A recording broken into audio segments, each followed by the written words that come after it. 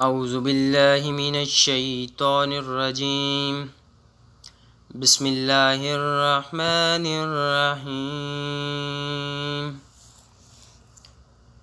ومن الناس من یقول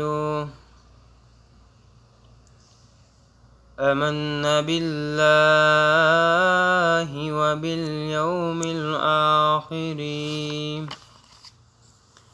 وما هم بمؤمنین۔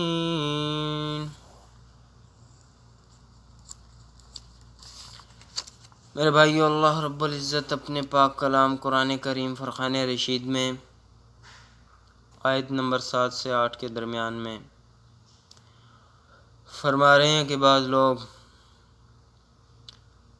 کہتے ہیں کہ ہم ایمان لائے اللہ پر اور آخرت کے دن پر،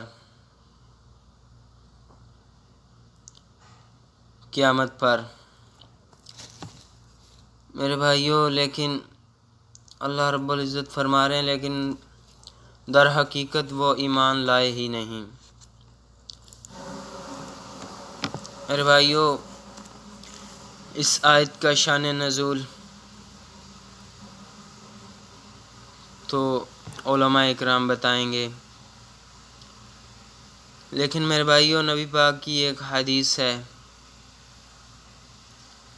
جس کو سن کر ہمارے سینوں میں، دلوں میں، ذہنوں میں ایک فکر پیدا ہونی چاہیے۔ اللہ کے نبی آپ صلی اللہ تعالی علیہ وسلم فرما رہے ہیں کہ الحیاء من الایمان، حیا ایمان کا حصہ ہے، حیا ہی ایمان ہے، حیا عین ایمان ہے۔ ایسے 2-3 حدیث کے مفہوم ہے۔ تو میرے بھائیوں، آج ہمارا حیا کہاں چلا گیا؟ آج امت مسلمہ کے نوجوانوں کا حیا کہاں چلا گیا؟ فحش ویڈیو دیکھتے دیکھتے کئی گھنٹے گزر جاتے ہیں، قرآن کی طرف دیکھتے نہیں ہیں۔ میرے بھائیوں، خدا را اس قرآن کو سیکھیں، ہم سیکھنے والے بن جائیں۔ اس اللہ نے ہمارے لیے کیسے زمین کو بچھونا بنایا، کیسے آسمان کو چھت بنایا، ہم نے اس کی احسان کا کیا مل پایا؟ میرے بھائیوں، اللہ رب العزت ہم سے اپنے نبی کی حیات طیبہ کا ایک امید رکھتے ہیں کہ اس پہ چلنے کی ہم کوشش کریں۔ اگر ہم آپ صلی اللہ تعالی علیہ وسلم کی حیات مبارکہ پہ، نقش قدم پہ چل کے جائیں گے تو اللہ رب العزت ہمارے پہ بہت خوش ہوں گے۔ میرے بھائیوں، اللہ رب العزت ہمارے والدین کے مقام کو بلند کریں گے۔ میرے بھائیوں، ہمارے نبی کا سینہ خوش ہو جائے گا۔ آپ کی آنکھوں کی ٹھنڈک ہے جیسے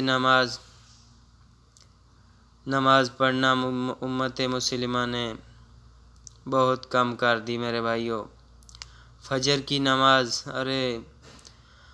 علماء اکرام لکھتے ہیں، محدثین اور مفسرین کے فجر کے وقت اللہ رب العزت آسمان دنیا پہ آ جاتے ہیں اور فرماتے ہیں کہ ہے کوئی میرا بندہ جو مجھ سے